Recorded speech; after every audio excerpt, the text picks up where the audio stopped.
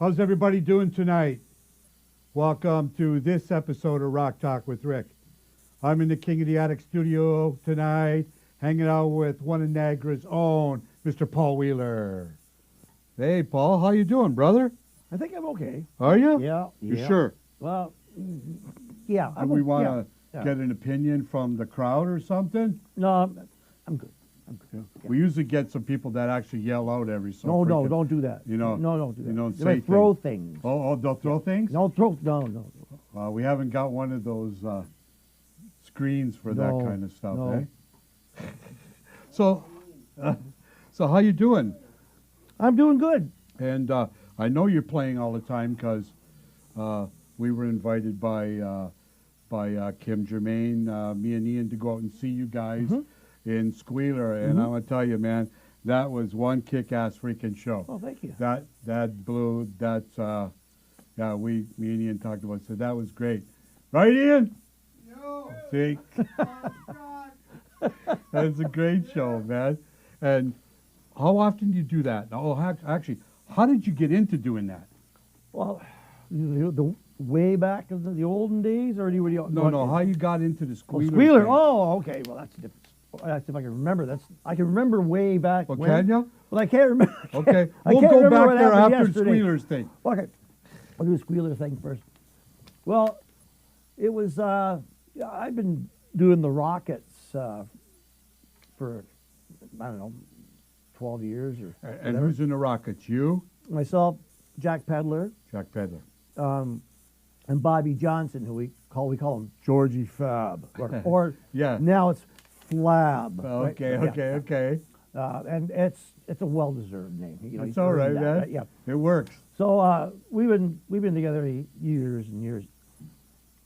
So we released a video a few years back, just a promotional video or something to do. We did it at Dave Beatty's place up in QED, and it was the Highway to Hell. And it got around, and so they were looking for a singer. It got in their hands. They found it. Didn't they find it on YouTube or Well, something? no, I don't. I think I'm kind of foggy with the details. If it was me that sent it to them or they see, I don't remember because I'm getting up there. As I said, And you're a busy guy. I can remember 20 years ago, 30 years ago. Like you asked me about last week. It's Yeah. Kind if I can look at my calendar. Kind of fuzzy. Yeah. Let me look at my book. Yeah, it helps. I write everything down. Got to, man. It really sucks. Well, that's what happens when you, you've been in this business for a long time. Eventually, you got to write it down. Yeah. Or you're just going to forget it. Well, it just gets foggy. Oh yeah. It's Happens to me every day. So I went, I went up and hung out with this band, and they blew my doors off because they were so good. They've been together. Squealer's been together, I think, 14 years. I think. They were tight, man. They were kicked tight, like tight. Great. They had another singer prior when they were doing all the other singer, Brian Johnson stuff, right? Yeah. And some Bon Scott, but not a lot. And I said, I have no interest in doing any Brian Johnson music. Nothing. I have no interest in that. Yeah. I'm not going to scream my brains out. No. It's not going to happen. No. So my natural singing voice sounds like that. It just falls out. So I don't have to try to sing like that. It just happens. So it's kind of a funny thing, See, and if luck, if something would have happened way back then, before Johnson, and they would have known about it. Yeah, baby. You could have been. I could have been the guy. You could have been the guy. Yeah, I could have been the guy. God damn. But but I remember when it happened, when Bon passed away, I was playing in Montreal, and I was playing in a band called Tight Cheeks, which was Great name. Right? And we were playing at the Mustache Club, whatever year it was. And I remember walking across the park and hearing on the radio that Bon Scott had passed away. Yeah. And the forum was right there. So I turned around and looked up. Appearing next week, AC/DC. This week, Peter Gabriel. Right? So I'm standing up in front of the forum going, that is such a surreal moment. I wasn't a fan at all. at all. Yeah, that'd be pretty surreal. It was screwy. Yeah. So, I grew up playing jazz and whatever. You know, I grew up in a family of jazz musicians. So rock really wasn't on the agenda. The closest thing I got to playing rock back then was Weather Report. Right? You know, really serious, yeah. Okay. So, and the band that I was in, Tight Cheeks at that time, they were like a new wave techno band. We had Bob Morrison. I don't know if you remember Bob Morrison or not. He was in the band called Bull Rush. Bull Rush. Right? He was our keyboard player. Okay. So we had that little bit of a grind edge to it, you know, but we were still like a really techno new wave band. And so, anyways, years later, my brother and I were coming off the road with a Yes tribute, right? This would be fast forward. We got to fast forward. So see, it goes from 1980. It's all right, man. To like 1988. Okay. 88. Okay. Whatever. Yeah. So, say 88, we're at my mom's place.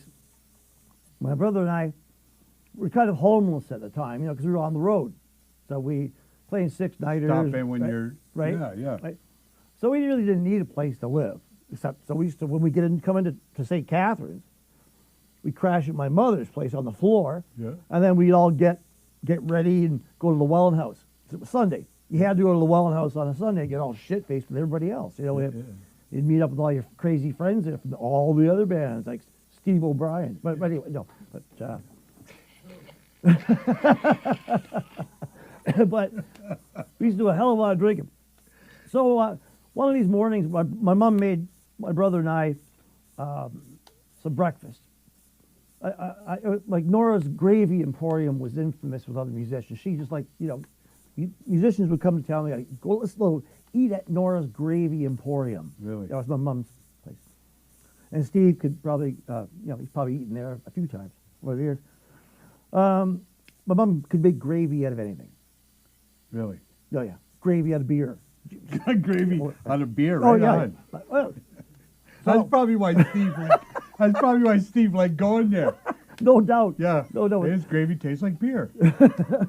But we were listening on the radio came on Bon Scott.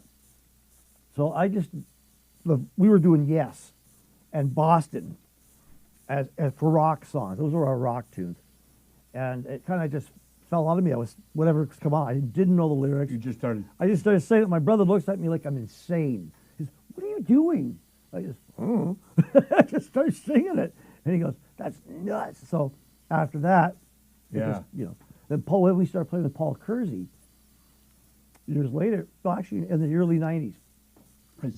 I seen you guys with Kersey's in the early 90s at the Atlas Hotel. Yeah. Because he had those Striped drums. He had those striped drums. Yeah. And if you were out in the parking lot for any given time with Steve O'Brien, Yeah. you would probably went back in and went, "Man, are those stripes moving?" Or, God, I'm gonna hang over here near the bar for a while, fuck. right? They were pretty weird looking drums. Oh, they were Right? weird drums. But you guys always had a good crowd there, and Yeah, it was always a great place to play. I loved that band. It was so What much was the name of fun. that? Was you, John, and Kersey, right? Yeah, it was Kersey's idea Okay. to put the Wheeler band together. Okay. Oh, that's what you call it, the Wheeler? Yeah, Okay. the Wheelers. Okay. It was his idea. What happened was, my brother was in a band called Van Whalen. Yeah, with Right. Ian Wood, Ian Wood, Fritz, Fritz. and Ronnie. Ronnie. Ronnie was on bass. Yeah. So they were touring, like, they're down in North Carolina, Yeah, they were Virginia, all everywhere, over man. the place, wherever. In Montreal, wherever. And so I was playing in this kind of an R&B band with Kersey. And he's playing with the double kicks. He's He's got double kick he's covered in playing R&B. we're playing like with actually Ron Canning and Birdie, his wife Birdie. So we're totally R&B. And then Kersey goes to me one day. He goes, "Why the hell are you playing with me?" Because we had a history. He goes, "Oh, it's fun, right?" He goes, "Why don't we put a band together, grab your brother, and let's call it the Wheelers?" I said, "Okay." That's his idea. Yeah, he's not even asking for double billing or anything. No, just- I'm in. No, Right on. but of course, me being a drummer, bass player, Yeah. whatever, we had set up, the whole back line was all Gretsch drums, all striped Gretsch drums. There was like 3.5 kits from one side of the stage to the other, and we did a double drum solo. It was just ridiculous. That's insane. Just ridiculous. And the big sticks, you know, the big sticks came out the whole 9 yards, right? The and, big, huge. And through the ceiling, you know. I know. You guys remember that? Yep. Yep. Boom. Every club that we had played at, there was drumsticks in the ceiling, and he'd leave them there. Yeah, and threw them up there and just leave them there, just hang there, suspended in the air. Right. The greatest story I love about that guy, about Paul, we'd call him curlers because he always wanted to be a wheeler. So Paul Kersey, we put together. Oh, I see. Okay, okay. So, he was playing at he was with the Hunt, I think, at that point, and they were playing Uncle Sam's, and they had the drop ceiling. Yeah. Right. Yeah. And so, Sammy, I love Paul. I mean, even when in the Wheeler, Sammy used to follow the band wherever we were. You see Sammy, right? And so, there's no ceiling left. It's just holes, right? So but Uncle Sam, you can almost reach up and touch it. As a matter of fact, so Kersey, after his drum solo, he used to stand up on his drum kit and do the, you know. Yeah. What was his line? Oh, yeah, smooth. Yeah. Right? Okay? He gets up on top, smooth, and Sammy goes, more. So Kersey jumps up and grabs the ceiling and lifts his feet up. What happens? Yeah. Ceiling comes down. Yeah. The whole stage was wiped out. There's nothing but fiberglass and dust and crap everywhere. Do it again. That place is insane, man. Oh, it was nuts, man. It was fun. Like, I know you played with a lot of bands over your career, and you've been doing this probably for at least 50 years. Yeah, it's Close to it. It's getting closer to 60. Is it? Yeah. So you've been doing this a long freaking time. Yeah. But like when I had Steve O'Brien on the show, right? I'm pissing on your record. We were talking about how the clubs back in the day, you have like 300 or 400 seater clubs. Yeah. Those are all gone now. Oh, yeah. Like now it's, come on, bring your band, show up in the corner. Where's the stage? No stage. No. See right there between the jukebox and the girls' washroom? Yeah. That's where you set up. And that's how it is. And I guess if you want to play, you're going to have to do that, or you're going to have to find a place that, is doing something. It's, for us old timers, it's next to impossible to do it. I mean, it's not a matter of like an ego thing or whatever. It's just like, we grew up playing 6 nights a week. And when you walked in a place, there's a 220 on the stage. Yeah. There's a stage. Yeah, that's right.